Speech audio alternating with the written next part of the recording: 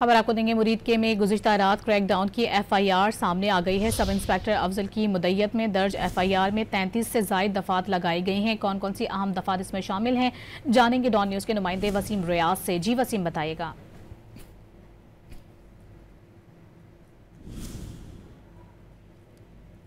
वसीम बताएगा कौन कौन सी अहम दफात इसमें शामिल हैं, बताएंगे हमारे नुमाइंदे वसीम रियाज। अपने नाज़रीन को बता रहे हैं कि सब इंस्पेक्टर की मुद्दत में एफआईआर दर्ज की गई है, जिसमें 33 से ज़ायद दफात शामिल हैं।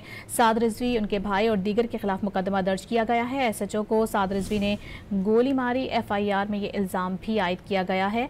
वसीम रियाज से राबता बहाल हुआ है, उनसे मजीद जानेंगे। जी वसीम, मजीद आप बताएगा। जी देखिए, बिल्कुल मुरीद के में ये मुकदमा जो है वो दर्ज किया गया। सब इंस्पेक्टर की मुद्दत में ये मुकदमा जो है वो दर्ज हुआ है।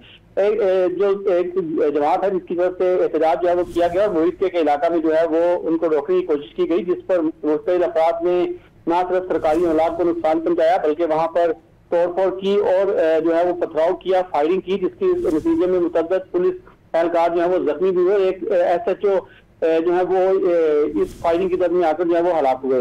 इस एफआईआर में 33 से ज़ायद दफात जो है वो लगाई गई हैं। एफआईआर सब इंस्पेक्टर अफजल की मुद्दत में, जैसा कि मैंने आपको बताया, दर्ज की गई, जिसमें ये मतलब में ये बताया गया है कि साद रिजवी और इनके भाई जो है वो दीगर अरकान जो है वो इस एफआईआर में नामजद किए गए हैं। थाना तहसील के एसएचओ शहजाद को साद रिजवी ने अपनी पिस्तौल से जो है वो गोली मारी। इसके साथ अन रिजवी ने राइफल से जो गोली है वो चलाई, जिसके नतीजे में जो एसएचओ जो शहजाद है उसके पेट में गोलियां लगी, उनको अस्पताल मुंतकिल किया गया, लेकिन वो शहीद हो गए। अब ये मुकदमा जो है वो दर्ज करके मजीद कार्रवाई जो है वो शुरू कर दी गई है। इसमें मजीद संगीन दफात भी जो है वो शामिल की गई हैं। जो अफराद इसमें नामजद हैं और जो सैकड़ों अफराद इसमें नामजद जो है वो भी रखे गए हैं, जिनकी गिरफ्तारी के लिए इकदाम शुरू कर दिए गए हैं। इस एफआईआर को अब इन्वेस्टिगेशन विंग के हवाले कर दिया गया है। जी, बहुत शुक्रिया आपका।